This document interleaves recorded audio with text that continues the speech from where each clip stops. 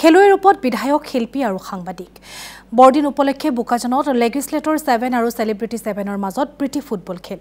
Assam electronic media sports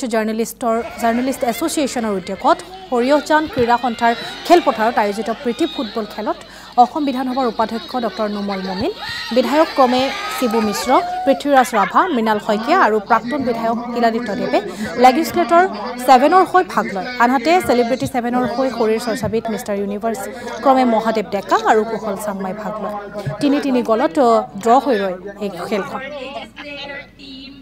খুব ভাল লাগিলে আজি বোকাজানত আমাৰ যেটো আসাম ইলেক্ট্ৰনিক্স মিডিয়া আৰু জাৰ্নেলিষ্ট এছ'চিয়েশ্যনৰ অজন্যত যি আজি প্ৰীতিমূলক ফুটবল খেল অনুষ্ঠিত কৰিলে বোকাজানত তাতে আমি আজি মই নিজকে খেলিবলৈ পাই খুব ভাল লাগিছে এনেকুৱা ধৰণৰ ফুটবল খেল ভৱিষ্যতেও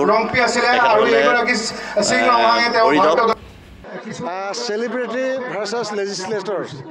আমাৰ electronic media of Assam organize কৰিছিলে তাতে অসমৰ বিভিন্ন মিডিয়াৰ গ্ৰুপৰ পৰা ব্যক্তিসকল আহিল ৰিপাব্লিক টিভিৰ পৰাও আহিল ANIৰ পৰাও আহিল খুব সুন্দৰভাৱে ইয়াত খেল আমি